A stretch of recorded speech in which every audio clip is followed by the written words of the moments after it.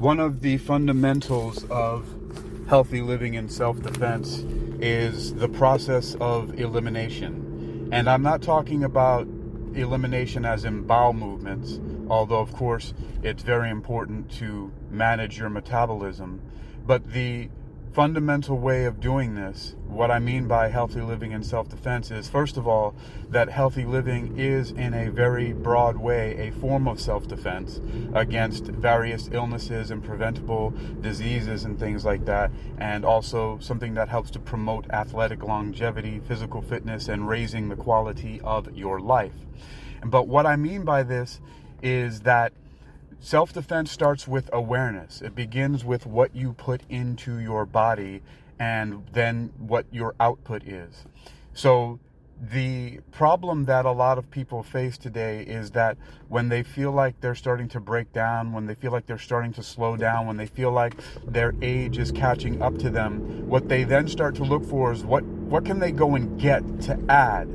People are always constantly searching for what supplements can I take? What surgeries can I get? What pills can I pop? What injections? What, all of this stuff from the outside. People keep wanting to add, when the real way to increase your health and longevity is through elimination of toxins, through elimination of things, through essentially a form of fasting, meaning you simply back off the things that you're putting in your body. Because what happens is a form of congestion or constipation of the body as a whole, which is why people get bloated, which is why they get stiff, which is why they start looking and feeling older, why they have skin issues and all of these other things, because of what's going on the inside. And I've known for a long time, for example, that a lot of the skin issues like acne, that it's systemic. It's in your bloodstream. It's not actually things that are going on your skin. People are constantly taking things and rubbing it on their skin and getting these kind of like corrosive things and rubbing things off and cleaning their skin. And yes, you should keep your skin clean and healthy, but a lot of the times the eruptions on your skin are because of things that are inside your system. And these are just all various different kinds of blockages. So again, the process of elimination being that you are very careful and cautious about what you are putting in your body. Looking at things like, for example, one of the simplest examples are in peanut butter. If you go to the store and you look at a lot of popular brands of peanut butter, you'll see that it has peanuts and then this kind of oil and then sugar and then various other ingredients. And once you start getting past, 3 or 4 ingredients, it starts getting kind of ridiculous because it's actually unnecessary. I remember when I was in preschool in New York City, we made our own peanut butter, and it was basically, we took peanuts, put them in a blender, and we added a little bit of peanut oil, I think it was, and then we were able to sweeten it with honey and the other ingredients of our choices. But I remember it was just fine by itself with the peanuts. Now, some people don't like raw peanuts. I actually really am not a huge fan of peanuts. It's just an example that I'm using. But it's the ingredients that you have to look at.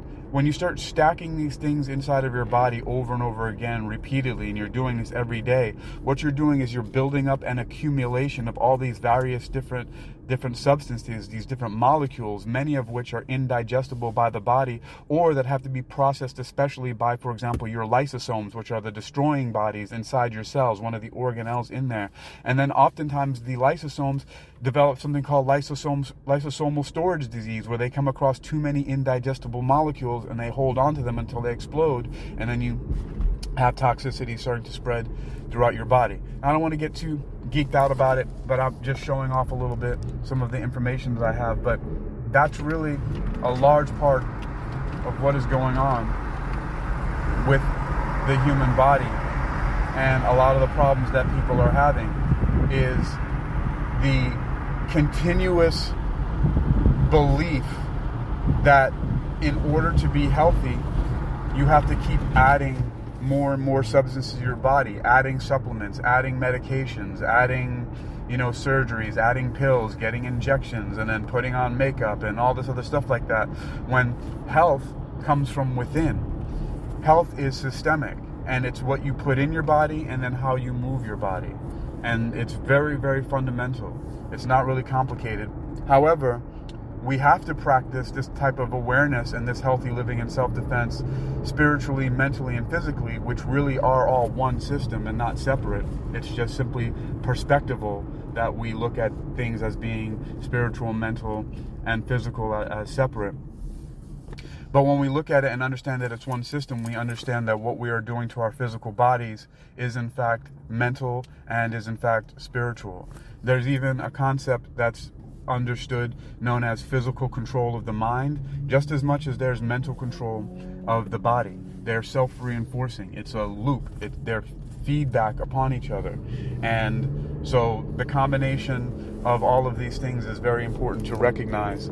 And this is what I've been focusing on for so many years with my hybrid system called KappaGuerra, KappaGuerra, all one word, capital K, capital G, one single compound word, which is my sort of branching off from KappaGuerra.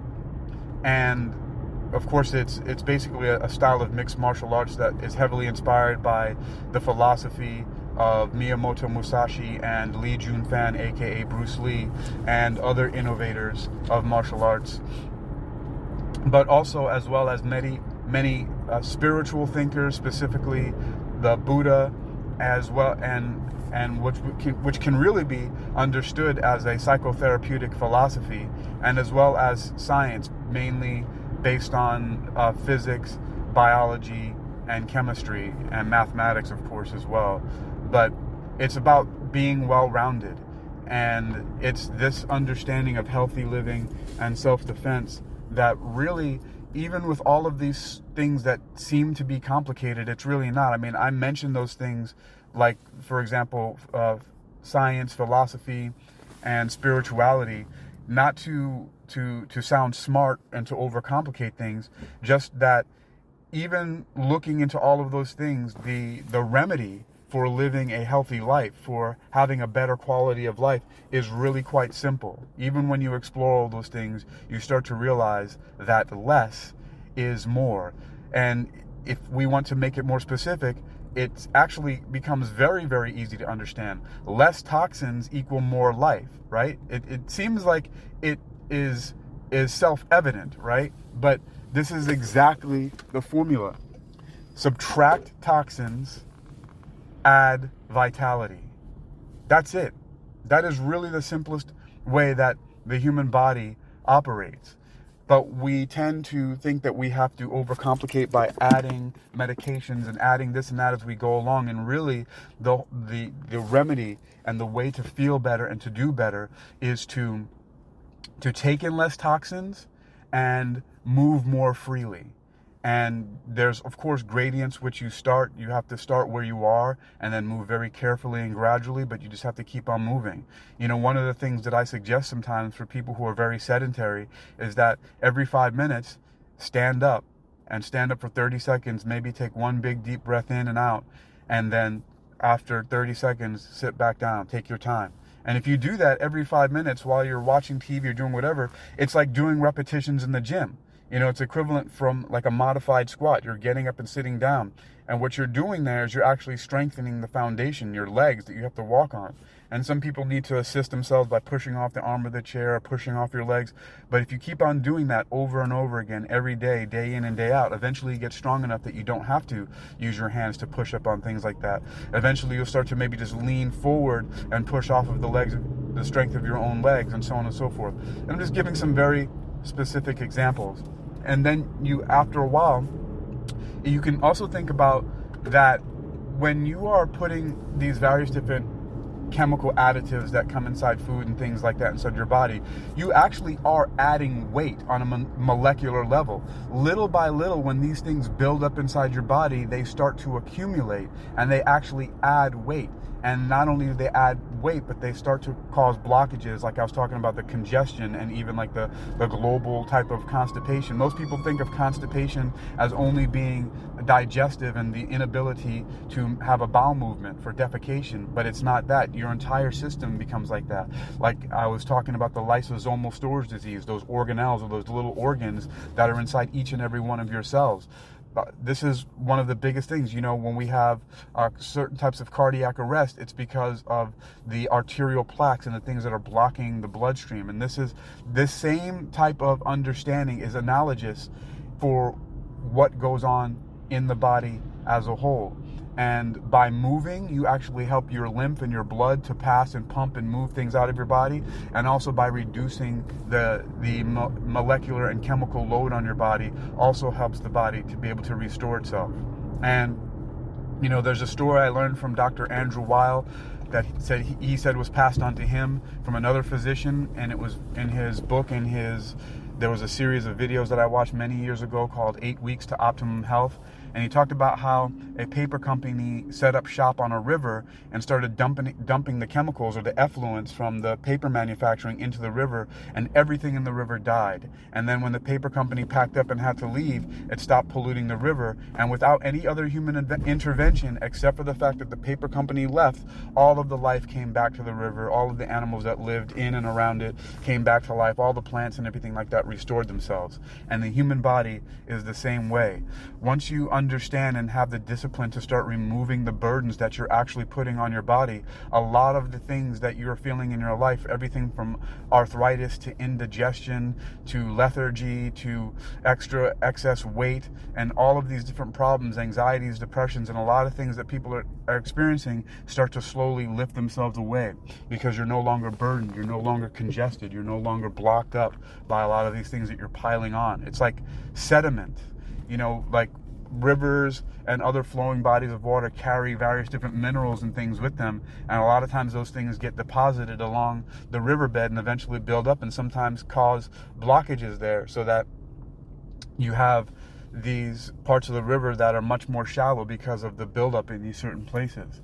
The body acts very much in the same way, and so we really have to take care of the flow, the current inside of our body, by making sure that we are not overloading it with things that is unnecessarily unburdening. And this is the core understanding of a big part of healthy living and self-defense with KappaGuerra martial arts.